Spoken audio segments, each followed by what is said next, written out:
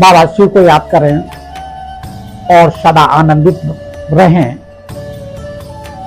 मनहूस शब्द का कई जगह प्रयोग आया है। परमपिता परमात्मा ने मनहूस शब्द को परिभाषित किया है कि जो लोग परमात्मा शक्तियों को जानते हैं और लोगों को नहीं बताते हैं उसको मनहूस कहा जाता है।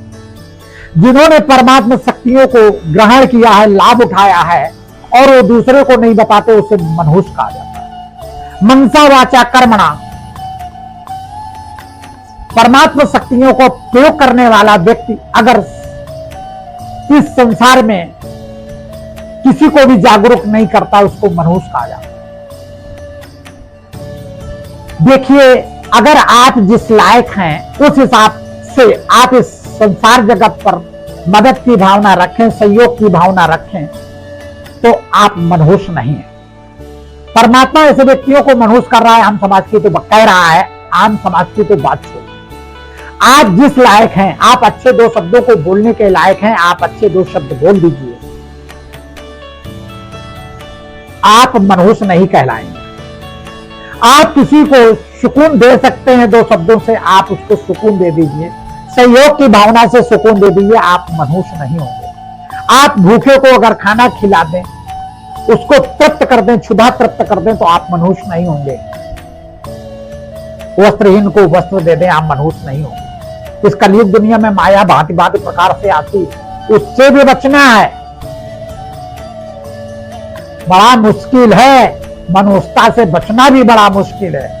इसलिए आप परमात्मा को साथ रखकर अगर कोई काम करेंगे तो मनुष्यता की श्रेणी में नहीं आता है, नहीं तो आप मनहूस की कोटि में आएंगे। और फिर परमात्मा जब धर्मराज की सीट पर बैठेगा तो आपसे पूछेगा कि आप इस लायक थे, आपने ऐसा कार्य क्यों नहीं किया। इसलिए कोई भी भटका हुआ व्यक्ति उसको सही रास्ता बतावें, गंतव्य तक पहुंचने में सहयोग दें। आप अच्छी दृष्टि और अच्छी वृत्ति का प्रयोग करें। ऐसा अपनी दृष्टि मत बनाएं कि तुमसे लोग रास्ता पूछने में भी संकोच करें। आसुरी प्रवृत्ति से, घूरने की प्रवृत्ति से या लालची दृष्टि से किसी को न देखें कि वो तुमसे डर के भागने की कोशिश करें। ऐसा स्वरूप मत बनाएं, मनहूस मत बने। मनहूस का मतलब है जिस लायक हो वो सहयोग आम समाज का ना करना ही मनहूसता है। हर कदम कदम पर परमात्मा शक्तियों को लेना और देना, मनहूसता को खत्म करना है। जो समय गया है वह जाने दीजिए, आगे का समय देख लीजिए। अगर अपना धर्म और कर्म भूल गए तो आप मनहूस हो। अपना धर्म याद रखें और कर्म याद रखें, क्योंकि ये आत्मा शरीर से अलग हो जाती है और हमारे साथ कर्म भोग जाता है। फिर इसका कोई जवाब देने वाला नहीं होता है। फिर आपके कर्मों के फल आपको जवाब देंगे, क्योंकि प्रकृति किसी के बंधन में नहीं है। हमारी आत्मा किसी के बंधन में नहीं है। हमारी आत्मा स्वतंत्र है और जो कर्म भोग हम कल करते हैं वो स्वतंत्रता पूर्वक तुमसे उसका फल लेती है। हमेशा परमात्मा को याद रखते रहेंगे, वो भी कर्मफल परमात्मा तुम्हारे मस्तिष्क में भर देगा, जिसका रिजल्ट पॉजिटिव आएगा। पक्का ध्यान रखें, भगवान को याद करने से दुख नहीं रहता और भगवान से विमुख होने से सुख नहीं रहता।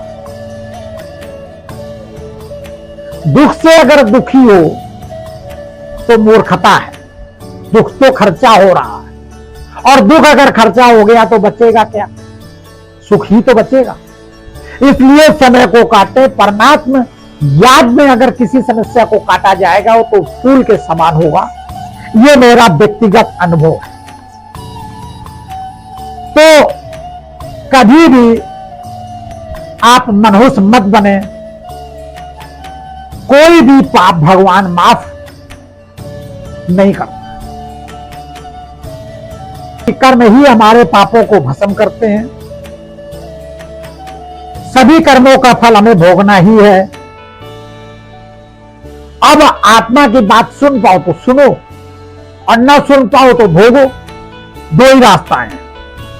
ये मुझे इतनी उम्र के बाद पता चला और उसका सुख हमें अनुभव हो रहा है। इसलिए हम चाह रहे हैं कि आप लोग पाखंड से बचें, सीधे परमात्मा से जुड़ें, दर दर न भटकें, भिखारी न बने, परमात्मा का अपमान न करें।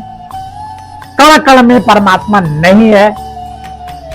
परमात्मा को जहां याद करोगे वही परमात्मा है, वही मन मंदिर बनेगा। बाबा शिव को याद करें और सदा आनंदित रहें। बाबा शिव।